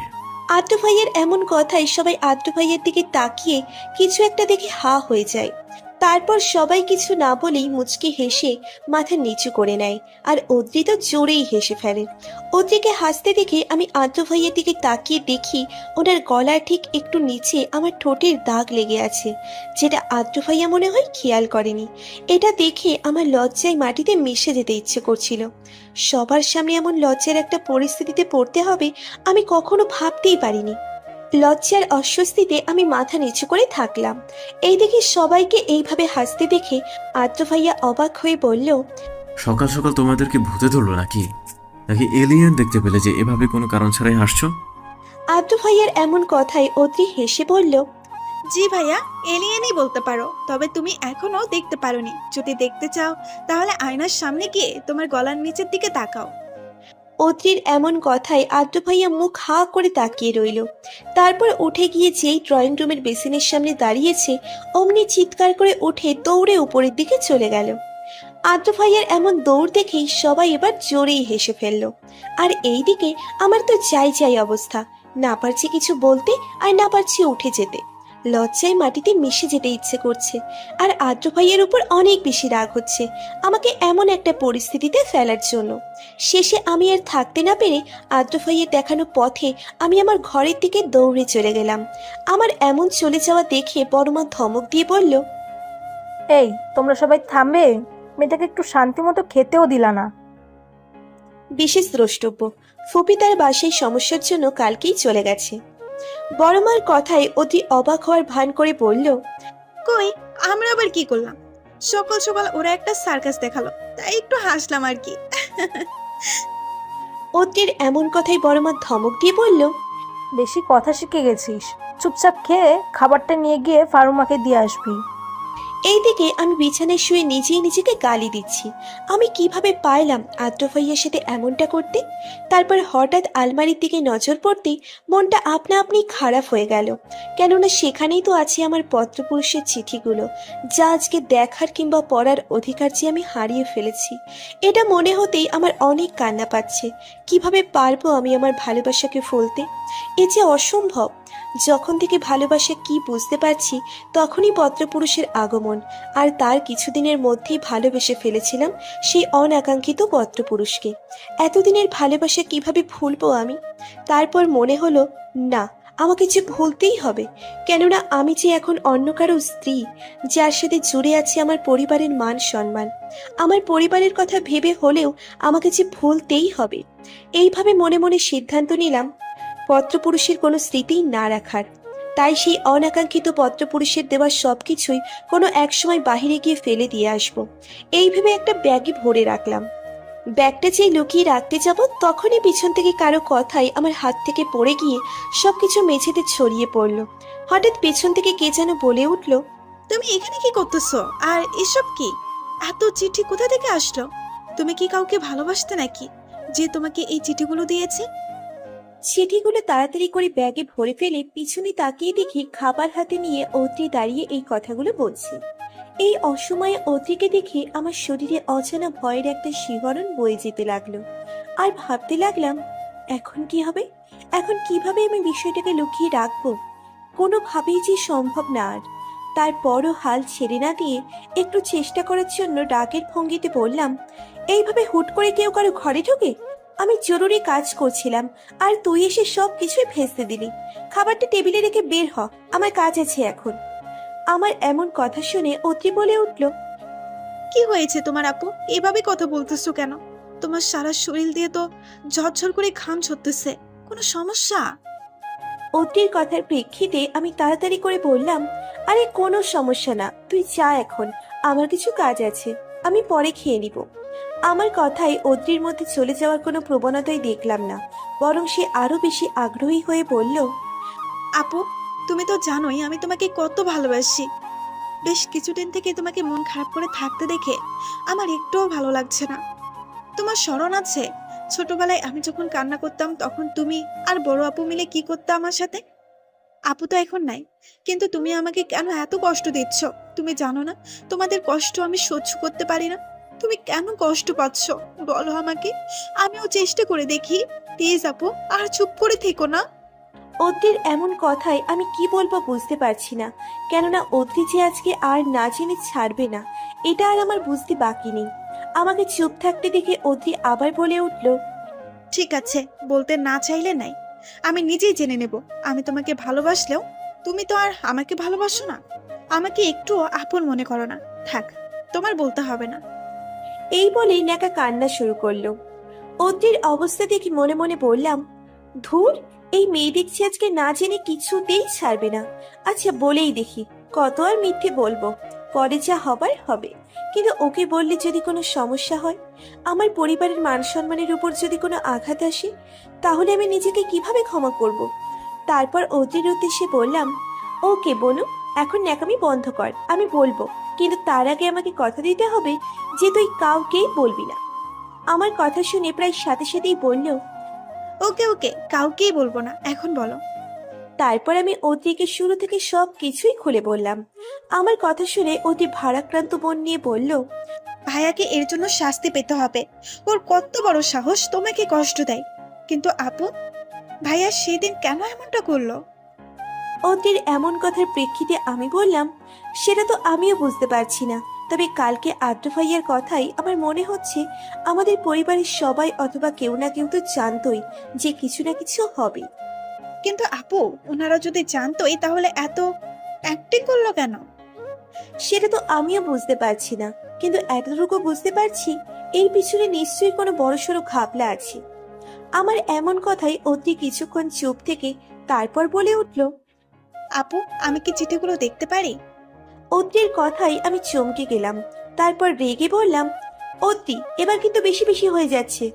যেভাবেই হোক না কেন আমার এখন বিয়ে হয়ে গেছে, আমি চাইলেও এটাকে অস্বীকার করতে পারবো না, আর ভাঙতেও পারবো না। তাই আগের বিষয় টেনে এনে অযথা বাড়াবাড়ি করার কোনো দরকার নেই। সবকিছুই ভুলে থাকাই ভালো হবে, এতেই আমাদের সবার মঙ্গল। আমার কথার প্রেক্ষিতে অদ্রি বলল, আরে আপু, রেগে যাচ্ছ কেন? আমি শুধু একটা চিঠি দেখবো, আর কিচ্ছু করবো না, এমনকি পড়বো না। প্লিজ আপু, প্লিজ প্লিজ, আর না করিও না। অদ্রির এমন কথাই আমি অসহায়ভাবে বললাম, আচ্ছা ঠিক আছে। তারপর আমি একটা চিঠি অদ্রির হাতে দিলাম। চিঠি খোলার প্রায় সাথে সাথে অদ্রি চিৎকার করে বলে উঠল, ও গড, আমি যা ভেবেছি ঠিক তাই, কিন্তু এটা কিভাবে সম্ভব? অদ্রির কথার কোনো মানেই বুঝতে না পেরে আমি ওকে জিজ্ঞেস করলাম, কি হয়েছে অদ্রি, কোনো সমস্যা?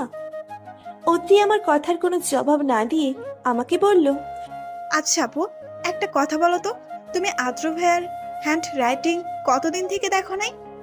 অদ্রির এমন কথাই আমি অবাক হয়ে ওর দিকে হা হয়ে তাকিয়ে থাকলাম। এই মেয়ে বলে কি, চিঠি দেখে আদ্র ভাইয়ের হ্যান্ডরাইটিং এর কথা জিজ্ঞেস করতেছে, পাগল হয়ে গেল নাকি? আমাকে হা হয়ে তাকিয়ে থাকতে দেখে অদ্রি বলল, আহা, বলো না কতদিন আগে দেখেছো, আমি তোমাকে একটা সারপ্রাইজ দেব।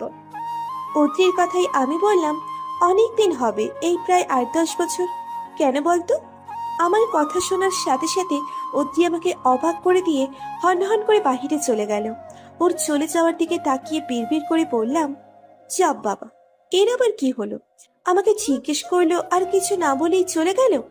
ধুর বাবা, কিচ্ছু বুঝতে পারছি না। তারপর আবার কিছুক্ষণ পর ফিরে এসে আমার হাতে একটা খাতা ধরিয়ে দিয়ে বলল, এটা দেখো। অদ্রির কথাই আমি মুখ হাঁ করে কিছুক্ষণ তাকিয়ে তারপর রেগে বললাম, এমন মজা করার মানে কি অদ্রি? আমি ভালোভাবেই দেখতে পাচ্ছি এটা তোর খাতা, তারপর এটা দেখতে বলার মানে কি? আমার রাগ দেখে অদ্রি মুচকি হেসে বলল, আহ আপু, এত রেগে যাচ্ছ কেন? আসল সারপ্রাইজ তো এখনো বাকি আছে। আসল সারপ্রাইজ পেতে চাইলে আমি যেটা করতে বলবো সেটাই করো। আচ্ছা বাবা, সরি, আর রাগ করবো না। এখন বল আমাকে কি করতে হবে? আমার এমন কথাই অদ্রি মুচকি হেসে বলল, কিছুই করতে হবে না, শুধু আমার খাতার প্রত্যেকটা পৃষ্ঠা দেখবে, তাহলে কি হবে জানো? কি হবে? আমার কথা শুনে অদ্রি মুচকি হেসে বলল, তোমার মতো এত বড় একজন মানুষের বিশাল বড় চিন্তার অবসান ঘটিয়ে দেবে আমার এই ছোট্ট খাতাটা। অদ্রির কথায় আমি আবারও ওর দিকে হাঁ করে তাকিয়ে থাকলাম।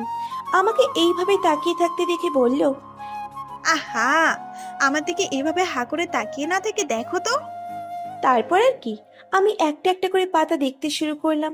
এভাবে বেশ কিছুক্ষণ দেখার পর হঠাৎ একটা পাতায় এসে আমার চোখ আটকে গেল। আমি অবাক হয়ে লেখাগুলোর দিকে তাকিয়ে থাকলাম, কেননা এই লেখাগুলো যে আমার খুব খুব চেনা, খুব বেশি কাছের কারো লেখা। আমি নিশ্চিত যে এগুলোই সেই পত্রপুরুষের লেখা। এটা দেখে আমার মুখ থেকে আপনা আপনি বেরিয়ে আসলো, এটা কিভাবে সম্ভব? আমাকে এভাবে চমকে যেতে দেখে অদ্রি হা হা করে হেসে উঠল। তারপর হাসতে হাসতে বলল, আপু, কেমন লাগলো আমার সারপ্রাইজ? অদ্রির কথায় আমি ভাবনা থেকে বেরিয়ে এসে ওর দিকে প্রশ্ন ছুড়ে দিলাম, এটা তো তোর লেখা নয়, তাহলে এটা কার লেখা? বল না বোন, প্লিজ। আমার এমন আকুতি শুনে অদ্রি বিজ্ঞের মতো বলে উঠল, বারিকা, আমি তোমাকে বলবো, যদি তুমি আমার কিছু সত্যি রাজি হও তাহলে। অদ্রির কথায় প্রায় সাথে সাথেই আমি বলে উঠলাম, আমি তো সব শর্তে রাজি আছি বনু, এখন বল তাড়াতাড়ি। আমাকে এভাবে অস্থির হতে দেখে অদ্রি যেন মজা পাচ্ছে, তাই সে মুচকি হেসে বলল, ভেবে বলছো তো? পরে কিন্তু আবার না করতে পারবে না। আমি অস্থির ভঙ্গিতে বললাম, আমি ভেবেই বলছি, প্লিজ বনু, এবার তো বল। তারপর অদ্রি যা বলল তা শুনে আমি যেন অবাকের শীর্ষে পৌঁছে গেলাম। অদ্রি যার নাম বলল তিনি হলেন, কি রে ফারুক, এভাবে লাফাচ্ছিস কেন? কালকেই না তোর বিয়ে হলো, আর বিয়ের পর দিনই এমন পাগলের মতো লাফাচ্ছিস? একটু তো লজ্জা কর মা। যতই নিজেদের মধ্যে বিয়ে হোক না কেন, বিয়ে তো বিয়েই। আমাকে এইভাবে লাফানো দেখে মা বলল, মায়ের কথার প্রেক্ষিতে বড় মা মাকে বলল, আহা, ওকে এভাবে বকছিস কেন? এটা তো ওরই বাড়ি, আর আমার ফারুমাকে এইভাবে হাসি খুশি থাকতে দেখতেই ভালো লাগে, তাই ওর যা ইচ্ছা করুক না। তারপর আমার দিকে তাকিয়ে বলল, বল তোমার কি হয়েছে যে তুই লাফাচ্ছিস? বড় মার কথাই আমি বললাম, আসলে বড় মা, আদ্র ভাইয়া, না না কিছু না, তোমাদের বলা যাবে না। এই বলে সেখান থেকে দৌড়ে চলে আসলাম, আর এসেই বড় বাবার সামনে পড়লাম। আমাকে এইভাবে দৌড়াতে দেখে বড় বাবা বলল, কি হয়েছে আমার ফার্মার? এভাবে দৌড়াচ্ছ কেন? বড় বাবার কথা শুনে আমি দৌড়ে গিয়ে বড় বাবাকে জড়িয়ে ধরে ওনার পাশে বসে পড়লাম। আমাকে এমন করতে দেখে বড় বাবা বলল, কি হয়েছে আমার ফার্মার? আজকে এত খুশি যে? খুশির সংবাদ আমাকেও একটু বলো, আমিও শুনি। বড় বাবার এমন কথাই আমি বললাম, না না, তোমাকে এটা বলা যাবে না। জানো বড় বাবা, অতি আমাকে আজকে অনেক বড় একটা খুশির সংবাদ দিয়েছে, তাই আমার অনেক আনন্দ লাগতেছে। তাই আমি সিদ্ধান্ত নিয়েছি যে অতিকে আজকে শপিং করিয়ে দিব আর ঘুরতে নিয়ে যাব। প্লিজ বড় বাবা, না করিও না।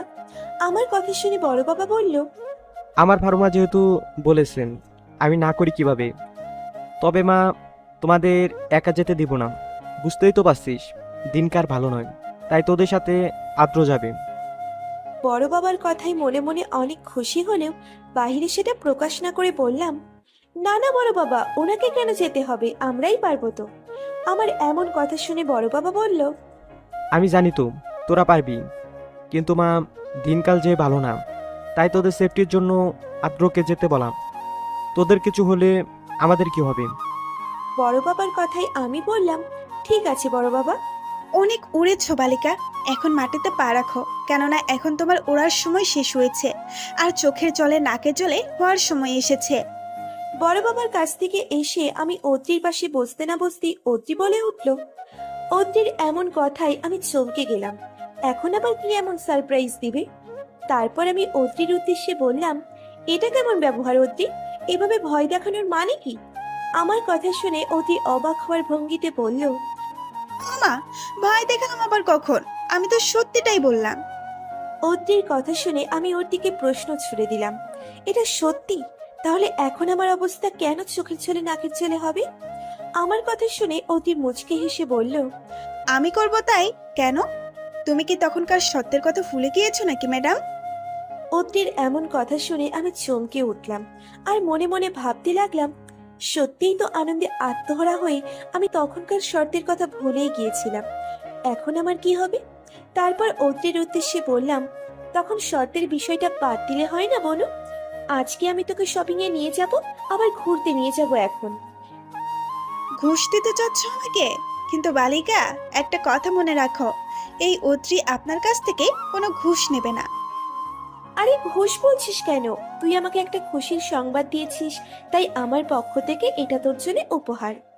আমার কথা শুনে অতি বলল, তাহলে নেওয়া যায়, কিন্তু তারপরেও সত্য বাদ দেওয়া যাবে না। কিন্তু তুমি যেহেতু আমাকে উপহার দিচ্ছ, তাই একটু ছাড় দিতে পারি, যাতে তোমার চোখের জলে নাকের জলের অবস্থা না হয়। কিন্তু তাতেও একটা টুইস্ট আছে। অতির এমন কথা শুনে আমি অসহায় ফেস করে বললাম, কি সেটা বল শুনি। আমার এমন ফেস দেখে অতি মুচকে হেসে বলল, ও মা, এখনই এমন কান্না করতেছো কেন? তোমার এমন মুখ দেখে আমার মায়া হচ্ছে, তাই তোমার জন্য কোনো শর্ত রাখলাম না, জাস্ট অল্প একটু ছাড়া। আর পুরো শর্তটাই রাখলাম তোমাদের ভালোবাসার উপর। অতির এমন কথাই আমি চমকে গেলাম। কি বলে এই মেয়ে? মাথা ঠিক আছে তো? ভালোবাসার উপর আবার কোনো শর্ত দেওয়া যায় নাকি? আমাকে এইভাবে হা করে তাকিয়ে থাকতে দেখে অতি মুচকি হেসে বলল, হুম, এখন শর্তগুলো বলতেছি, ভালো করে শোনো। তোমাকে আমার সব কথা মতো অন্য কারোর সাথে ভালোবাসার অভিনয় করতে হবে, আর সেটাও আবার তোমার স্বামীর সামনে। এটা দেখে যদি আদ্র ভাইয়া আজকে তোমাকে তার ভালোবাসার কথা জানায়, তাহলে তোমায় সবকিছুই মাপ। অতির কথা শুনে আমি অসহায় ভঙ্গিতে বললাম, আচ্ছা ঠিক আছে, আমি তোর শর্তে রাজি, কিন্তু কখন অভিনয় করতে হবে? আমার কথা শুনে অতি বলল, আজকে কোথায় নিয়ে যাবে বললে না? আজকেই তাহলে করলেই হবে। শুধু টুইস্ট আনার জন্য কোনোভাবে আদ্র ভাইয়ের কানে কথাটা বললেই কাজ হয়ে যাবে, বাকিটা। এটা বলে মনে মনে ভাবতে লাগলো, কি ভেবেছিলে আপু, আমি তোমাকে কষ্ট দিব? কখনোই না। তোমাকে আর এইভাবে দেখতে ভালো লাগছে না, তাই তো তোমার ভালোর জন্যই এমন কিছুর ব্যবস্থা করলাম, যাতে আদ্র ভাইয়ের সাথে তুমি খুব তাড়াতাড়ি স্বাভাবিক হতে পারো। গাড়িতে বসে শপিং মলের দিকে যাচ্ছি আমরা। মানে হলো আমি, আদ্র ভাইয়া আর অতি। হঠাৎ অতি বলে উঠল, ভাইয়া, গাড়ি থামাও, আমরা নামবো। অত্রির কথা শুনে আদ্র ভাইয়া অত্রির উদ্দেশ্যে বলে উঠল, এইখানে নামবি মানে কি অদ্রিম? আর শপিং মল তো এখনো অনেক দূর, আর এইখানে পার্কের সামনে নামার কারণ কি? ফারুয়াপুর একজন স্পেশাল মানুষের সাথে দেখা করতে যাবো আমরা, কিন্তু খবরদার তুমি আসবে না, আমরা কিছুক্ষণ পর আসবো।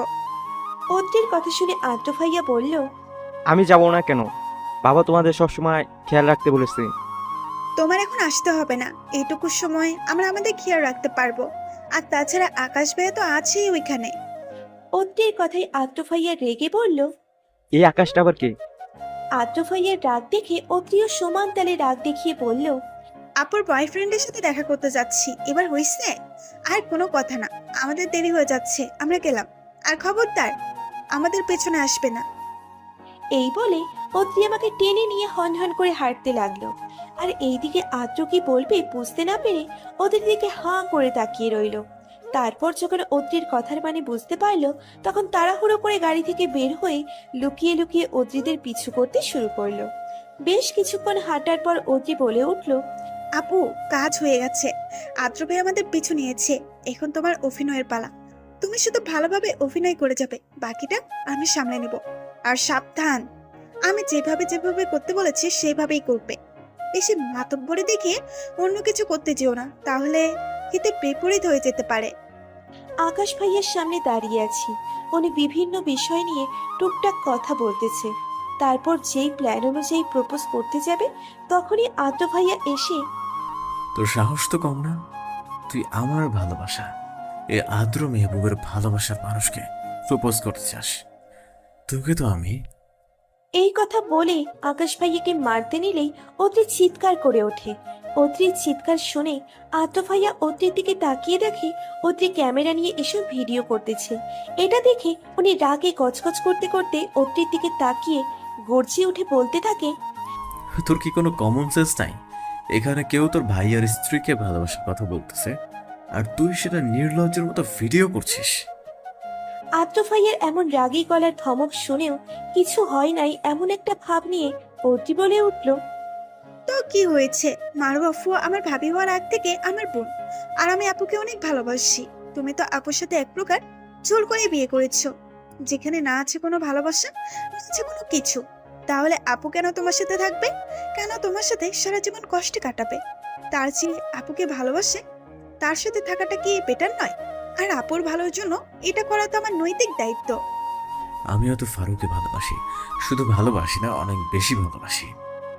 আর তাছাড়াও ফারু আমার স্ত্রী।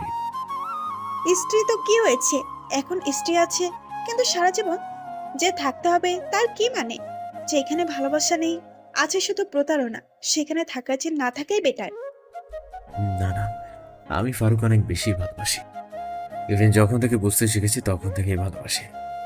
প্লিজ ফারু, আমাকে এত বড় শাস্তি দিও না। আমি সত্যি তোমাকে অনেক ভালোবাসি।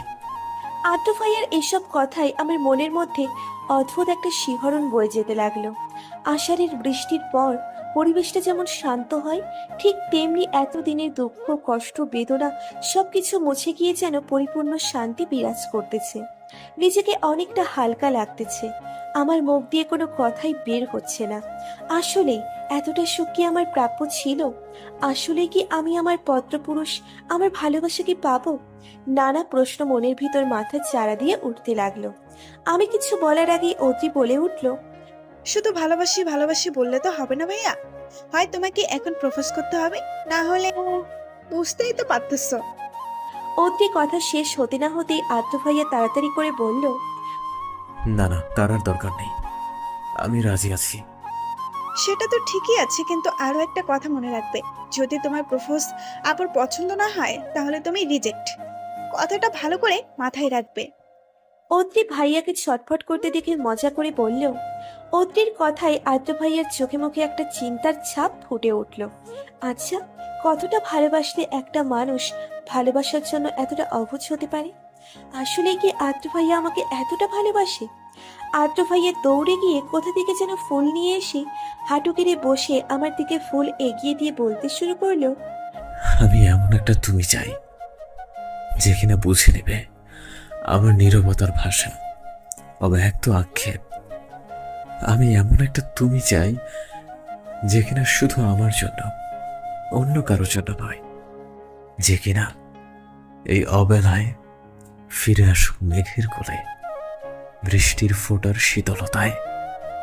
যে কিনা কল্পনার রংগুলো বাস্তবে এঁকে দিবে তার তীব্র মমতায়। আমি এমন একটা তুমি চাই যে আমাকে নতুন করে আবিষ্কার করবে, একটু একটু করে ভালোবাসবে, বৃষ্টির ফোঁটা হয়ে ছুঁয়ে যাবে আমায় প্রেম আলাপে, বসন্তের রং দিয়ে সাজাবে আমায় নতুন করে। আমি এমন একটা তুমি চাই যে জ্যোৎস্না রাতে চাঁদ দেখার বায়না করে চাঁদের আলোয় আমাকে খুঁজবে, প্রখর শীতে আমায় চাদর করে রাখবে। আমি এমন একটা তুমি চাই যার মনের শহরের সঙ্গী করে রাখবে আমায়, যার হৃদয় আঙিনায় পুরো অস্তিত্ব জুড়ে থাকবে আমার বসবাস, যে আপন করে রাখবে আমার মনের পিঞ্জিরা। হবে কি আমার সেই তুমি? দেবে কি আমাকে তোমার হৃদয়ের আঙিনায় বাস করতে? আদ্র ভাইয়ার এসব কথা শুনে আমার চোখ দিয়ে ঝরঝর করে পানি পড়তে লাগলো। এতটা সুখের অশ্রু যার আবির্ভাব হয়েছে তীব্র বেদনার কালে, এক টুকরো সুখের মোহমীয় শীতল আবেশে। নিজেকে আর সামনে রাখতে পারলাম না। তীব্র গতিতে আদ্র ভাইয়ার বুকে আছড়ে পড়ে কান্না শুরু করে দিলাম। এতদিনের ভালোবাসার তীব্রতা যেন আকাশ ছুঁয়েছে, যেন মেঘ মিলন হয়েছে, যার প্রতিক্রিয়া স্বরূপ ঝরঝর করে চোখ দিয়ে পানি পড়ছে। আমার এমন অবস্থা দেখে আদ্র ভাইয়া মাথায় হাত বুলিয়ে দিতে দিতে মায়াময় কণ্ঠে আমাকে বিভিন্নভাবে সান্ত্বনা দিতে লাগলো। বেশ কিছুক্ষণ পর অদ্রির কথায় আমার ধ্যান ভাঙলো। অদ্রি বলল, ম্যাডাম, আপনি কি ভুলে গেছেন যে আপনি এখন একটা পাবলিক প্লেসে আছেন? এখানে আপনারা ছাড়াও আরো অনেক মানুষ আছে এবং তারা আপনাদেরকে দেখতেছে। অদ্রির কথা শুনে আমি চমকে উঠলাম। তারপর মাথা তুলে চারিপাশে তাকিয়ে দেখি অনেকেই আমাদের দিকে হাঁ করে তাকিয়ে আছে। এটা দেখার সাথে সাথেই আমি আদ্র ভাইয়াকে ছেড়ে দিয়ে লজ্জায় মাথা নিচু করে দাঁড়িয়ে রইলাম। আমাকে এভাবে লজ্জা পেতে দেখে অদ্রি মুচকি হেসে খোঁচা দিয়ে বলল, বাবা, ম্যাডামের দেখে আবার লজ্জাও আছে। যেইভাবে জড়িয়ে ধরেছিলেন, আমি তো ভাবছিলাম এই জীবনে আর ছাড়বে না মনে হয়। অদ্রির কথায় আমার লজ্জার পরিমাণটা যেন দ্বিগুণ হয়ে গেল। সবার সামনে এটা আমি কি করলাম? ছি ছি, লজ্জায় আমার মাটিতে মিশে যেতে ইচ্ছে করছে।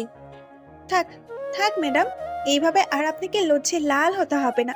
হাজার হোক, বরটা তো আপনারই। তারপর আকাশ ভাইয়ার উদ্দেশ্যে বলল, আপনাকে অসংখ্য ধন্যবাদ ভাইয়া। আপনি আমাদের হেল্প না করলে এমনটা করতে পারতাম না। ধন্যবাদটা আমাকে না দিয়ে বরং তিশাকে দিও, কেননা ও না বললে আমি কখনোই আসতাম না।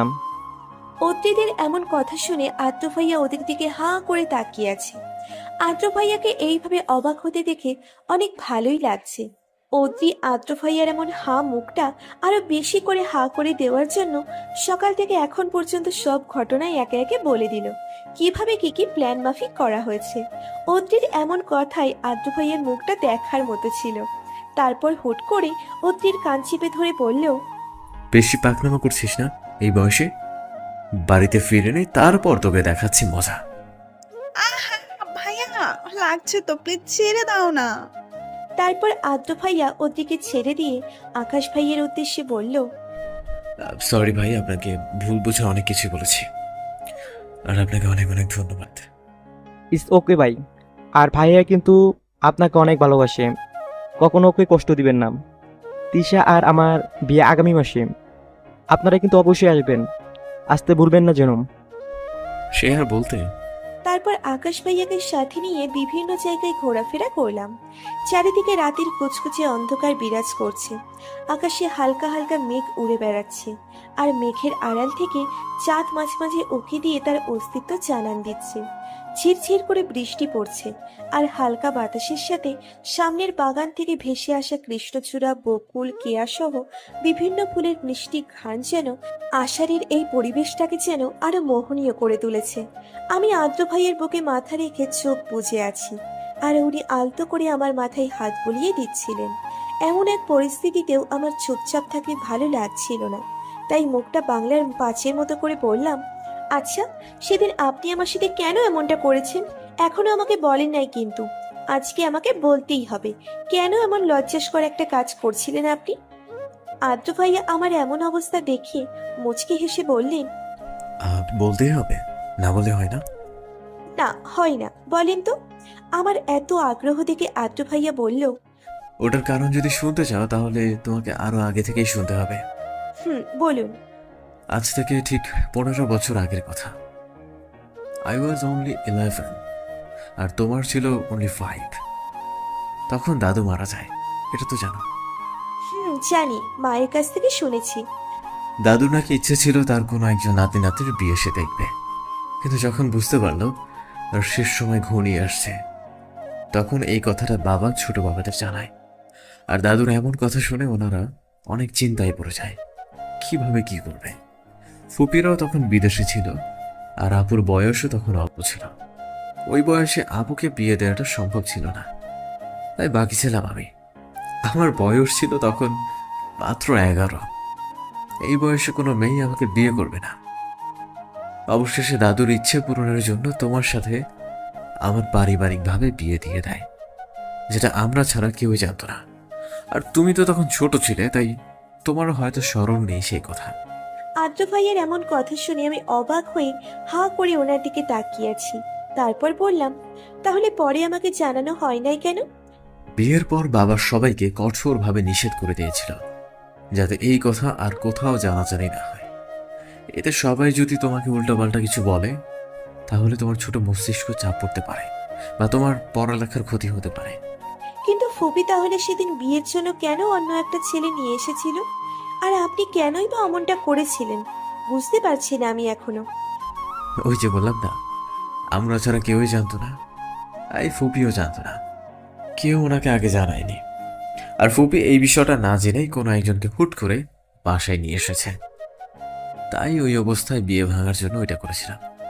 আদ্র ভাইয়ের এমন কথাই যেন আমি অবাকের উপর অবাক হচ্ছি। আমার লাইফে কত কিছু ঘটে গেছে যার বিন্দুমাত্র আমি জানি না। তারপর হালকা একটু রেগে বললাম, সেই জন্য সবার সামনে আপনি এমনটা করবেন? আরে আমি কি করতাম তখন? ছোট বাবা যখন আমাকে ফোন দিয়ে বিষয়টা জানালো, আমার মাথা তখন গরম হয়ে গিয়েছিল। কি করব কিছুই বুঝতে পারছিলাম না। আর ওই অবস্থায় আমার মাথায় ওটা ছাড়া আর কিছুই আসেনি।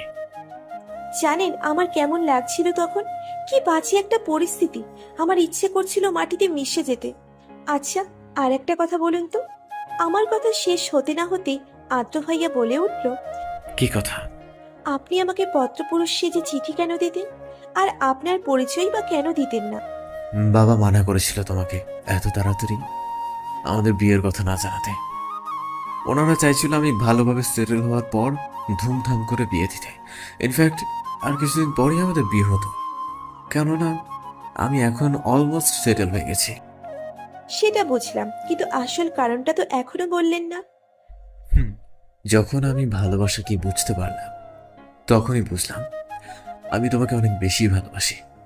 এটা হয়তো সৃষ্টি হয়েছিল উপরওয়ালার নির্ধারিত পবিত্র একটা বন্ধনে আবদ্ধ ছিলাম তার জন্য। তাই বাবা আমাকে যতই মানা করুক না কেন, আমার ভেতরে তোমার জন্য আলাদা একটা চিন্তা সব সময় আমাকে তাড়া করে বেড়াতো। যদি তুমি অন্য কাউকে ভালোবাসো বা অন্য কেউ তোমাকে তার মায়ায় ফেলে, সেটা যাতে না হয় তাই আমি তোমাকে লুকিয়ে লুকিয়ে চিঠি দিয়ে আমার সাথে বেঁধে রাখতাম, যাতে অন্য কারো ওপর তোমার মন না যায়। আজকে যেন আমাকে অবাকের ভূতে ধরেছে। একের পর এক কাহিনী ঘটে আমাকে হাঁ করে দিচ্ছে। আমাকে এভাবে হাঁ করে তাকিয়ে থাকতে দেখে আদ্র ভাইয়া মুচকি হেসে বলল, আপনার প্রশ্নের জাহাজ কি শেষ হয়েছে ম্যাডাম, নাকি এখনো আরো বাকি আছে? আদ্র ভাইয়ার এভাবে বলায় আমি একটু লজ্জা পেয়ে বললাম, আপনার কাছে প্রশ্নের আবার আবার শেষ আছে নাকি? কিন্তু আজকে আর করব না। এখন আমি আপনার বুকে মাথা রেখে ঘুমাবো। খবরদার, আপনি আমাকে ডিস্টার্ব করবেন না। এই কথা বলে ওনার বুকে মাথা দিয়ে ওনাকে জড়িয়ে ধরলাম।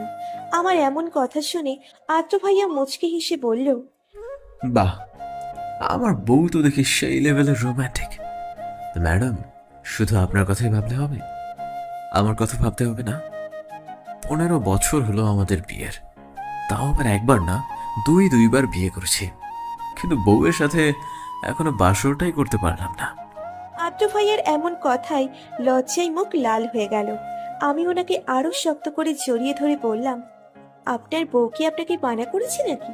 আপনি করতে পারেন নাই। আপনার 15 বছরের বিয়ে করা বউ যে এখনো কুমারীই আছে, সেটা তো আপনার ব্যর্থতা। এই বলে আমি আদ্র ভাইয়াকে ছেড়ে উঠতে নিলেই উনি আমার হাত টেনে নিয়ে আমার দিকে তাকিয়ে একটা চোখ টিপ দিয়ে শয়তানি হাসি নিয়ে বলল, বালিকা, এই গর্ব আর করিও না, কেননা এই গর্ব আর বেশিক্ষণ টিকবে না। এই বলে আলতো করে আমার কপালে একটা চুমু দেওয়ার সাথে সাথে আমি ওনার বুকে মাথা দিয়ে শক্ত করে জড়িয়ে নিলাম। মিশে যেতে লাগলাম একে অন্যের ভালোবাসায়। আপনারা কি এখনো পড়তে চান? হয়তো আজকে দুইজনের মিলন হবে, পূরণ হবে তাদের দীর্ঘ ভালোবাসার প্রতীক্ষা। একে অন্যকে বলবে তাদের অন্তরের অন্তঃস্থল থেকে নির্গত ভালোবাসার কথা।